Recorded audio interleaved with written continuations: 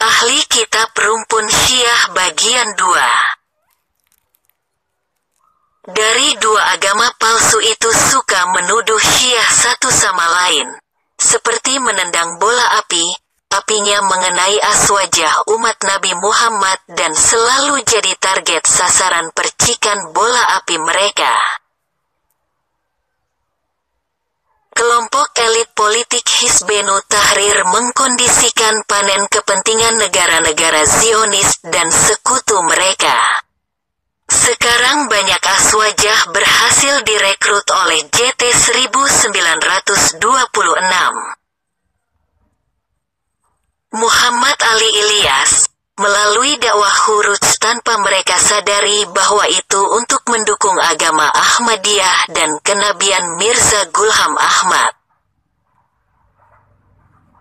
Jika mereka umat Kristen tidak menilai Islam dari umat tiga nabi palsu ini, maka tidaklah mungkin lagi mereka menista Nabi Muhammad Shallallahu Alaihi Wasallam karena sangat jelas akhlakul karimahnya untuk rahmatan lil alamin.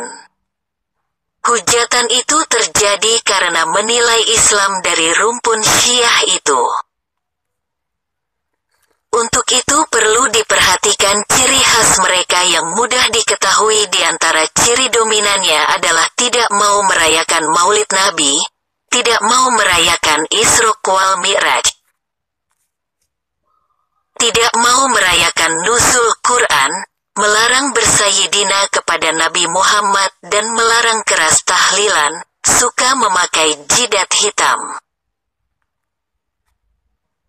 Identitas ini menunjukkan adanya nabi lain sebagai nabi yang mereka junjung tinggi.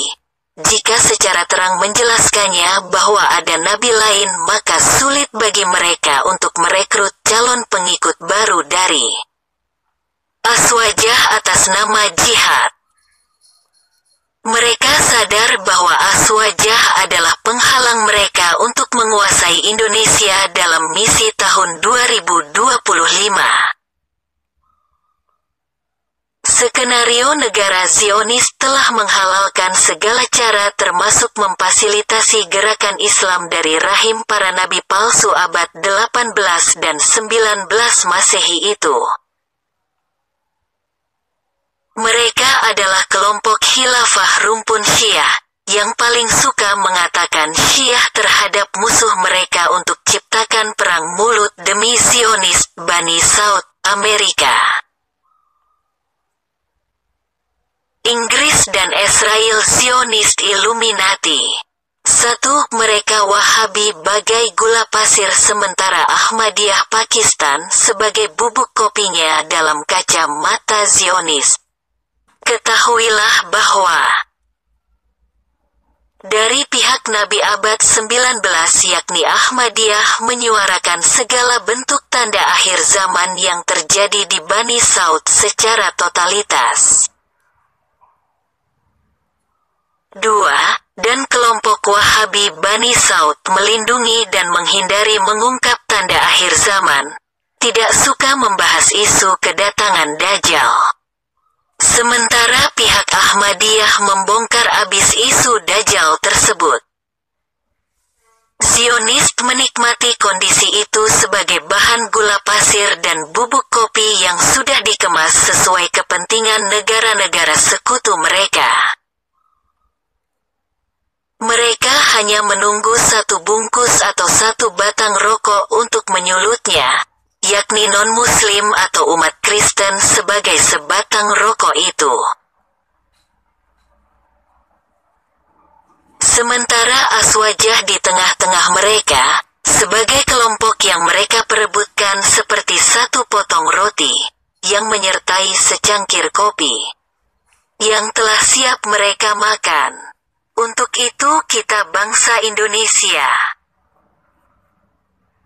apapun agamanya di negara ini, jangan mau menciptakan konflik dalam bentuk apapun, sehingga tidak ada kesempatan dan tidak punya alasan bagi mereka untuk memecah belah keutuhan NKRI ini.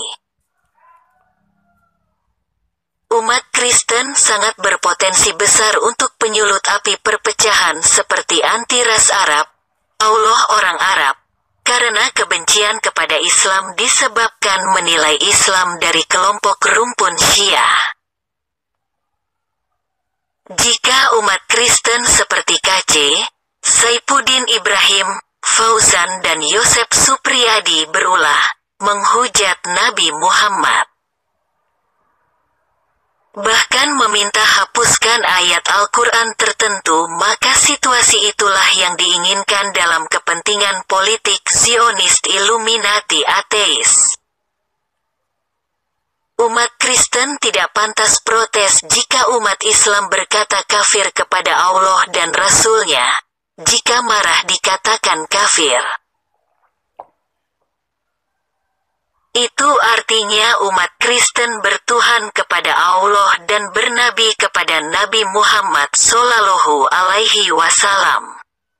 Jika kalian marah, itu artinya kalian murtad kepada iman Kristen kalian. Karena Tuhan kalian Yesus dan Nabi kalian adalah Rasul Paulus, bukan Allah dan Nabi Muhammad, Tuhan dan Nabi umat Islam. Ketahuilah umat Islam tidak akan marah jika umat Kristen mengatakan kafir kepada Yesus dan Paulus. Untuk itu, ikutlah aturan negara dalam bingkai Garuda Pancasila produk Islam rahmatan lil alamin. Atas konsep hablum minan nas dan lakum dinukum waliadin untuk konsep hablum minallah dalam bernegara, berbangsa dan beragama. Waspadalah. NKRI harga mati Allahumma sholli ala Sayyidina Muhammad wa ala alihi wa ashabihi ajmain. Tolong like dan subscribe ya. Terima kasih.